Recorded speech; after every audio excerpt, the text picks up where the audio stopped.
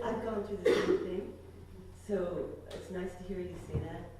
But then, are there ways to make a performance without an invitation? Like, you could perform on the street. I don't really do perform on the street. I haven't done it yet, maybe I should try. But other than that, I don't know when to perform, unless maybe for a video camera. Someone told me that that's helpful. But do you guys, if without an invitation, can you just set up a performance somewhere? Or do you, or how do you? I have twin daughters.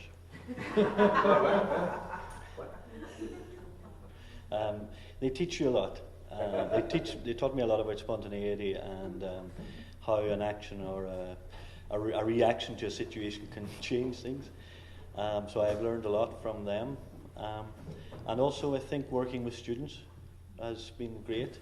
And also working in group situations, uninvited situations, have learned and I've found,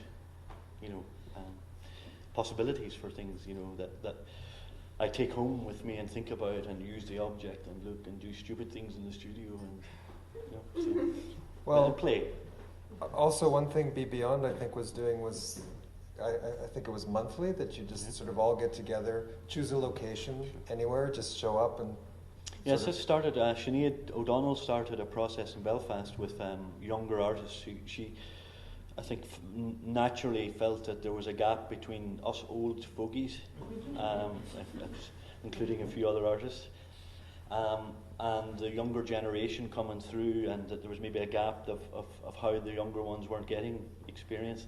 So she started a monthly meeting, which ran for about 6 months or a year, something like this, 8 months. And then Be Beyond said it was a great idea, and we turned up and worked with her, and then she kind of handed it over or let it run with Be Beyond, and it's been quite successful, I think, in a way of keeping young graduate students involved and letting them try things out, and without the risk of failure, too much failure or fear in public and in.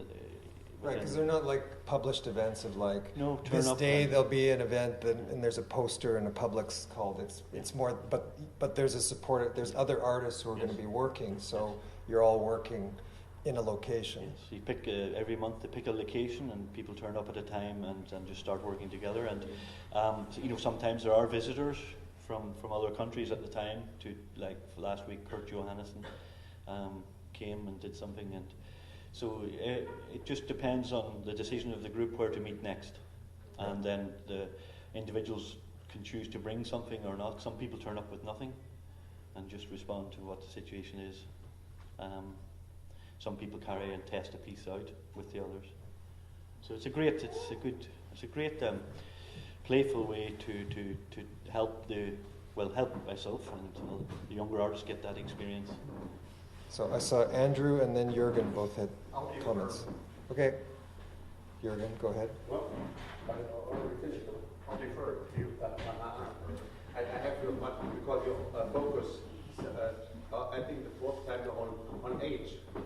So I ask you, what the age is important for you in your art, and does your age change your approach?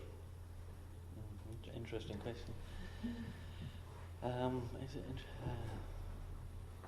I'm not so sure in the art about age. I don't know about that.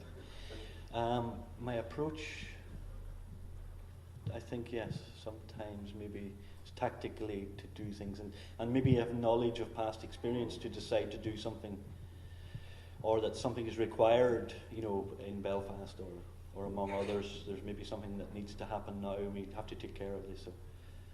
So yes, in some ways, tactically or strategically, age is important, but I don't know about inside the practice. Physically, yes, maybe. I'm big now and not looking after myself so well, perhaps, and I find perhaps that physically I mightn't be as able to do extreme physical things that I maybe could do 5 years ago. And that I would just be a little careful, I think, of what I can do now physically. That's all. Maybe that's the only thing. But otherwise, I don't think so, Jürgen. Robin, you look like something's. Oh, I'm just thinking about what you're talking about. You know, when you have this leaving behind sort of your practice for a while, and also the thing about just how do you perform when you're not invited, or where do you? It seems like this need for more playtime, you know, and that's how I think of it.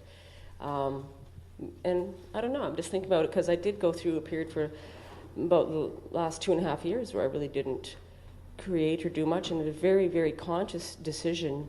And I had no clue if I was ever even going to do any kind of art practice again. I mean, it was really kind of a big break, and walk off into a whole other kind of realm. And it was really scary for me. It was really upsetting and scary. But I just had to kind of trust it and thought, well, if it comes back, it comes back. If it doesn't, it doesn't. Right? I've got to do something else right now. And so. Apparently it's back.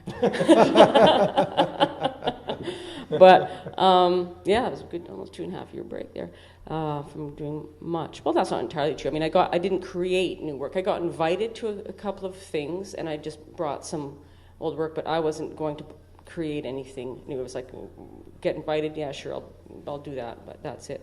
So I'm just thinking about that, and just because I know I'm really struggling for time and space and trying to figure out ways for just to really dive in, you know, nice and deep into performing and how you keep things that alive. But you know, in your everyday, and yeah, try street performing is great. I mean, that's it's wonderful just to go do something spontaneous out there, you know, and that's one way which I started off with. Yeah, I was about to add there, because for me, it's again the attitude. I have worked a few times on the street, and I'm completely lost. I'm completely lost. I need, and that is because of my way of working. I have figured out that I like the safety of that. There's a closed space. You are here, I am here, and so I demand a lot of attention, or at least I believe so myself. that if I would have these similar works on the street, it wouldn't. You know, people come and go, and it's different. So when I had to think of like a durational thing, something that makes sense, but that is an eye catcher or so. So it were ridiculous thoughts, and.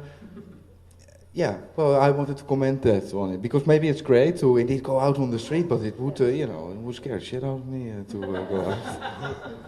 Yeah, I think I'm more comfortable out there. Maurice, we will collaborate on the street. Yeah. Sometime, maybe. So that's for you, it's for Brian, it's a complete opposite. At least with this. I face sometimes the same fear, you know, like shit, is this going to work? You know. Yeah. So it's, but I like that too. That you know, even yesterday in the morning. But for me, I experience it as being a disability, that I can maybe do this, but only under these conditions. What is this? No. So I see Andrew and TL, both hands are jumping a bit. So Andrew, go ahead and then. This focus on the street and in a public domain more than a more private space than a gallery or a theater or whatever seems to me to be a question of performance's relation to the everyday. And there are those, of course, who think that, well, the everyday is performative. You know, brushing teeth, shaving is performative. You know, it's performative, if not performance per se.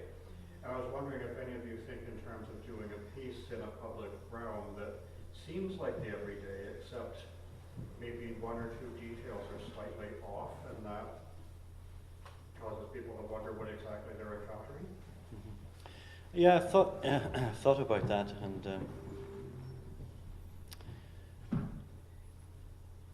you know, nearly, yeah.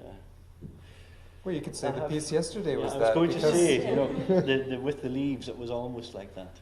You know, that it was just this ordinary, just by putting something ordinary on a table, and in the context, it became something else. So, but yes, I think sometimes to try things to test, you know, and sometimes you can only do that in public. You know, you can think about it. Intellectually, you can think about what it might be and how it might work, but really to test something with the space or the audience is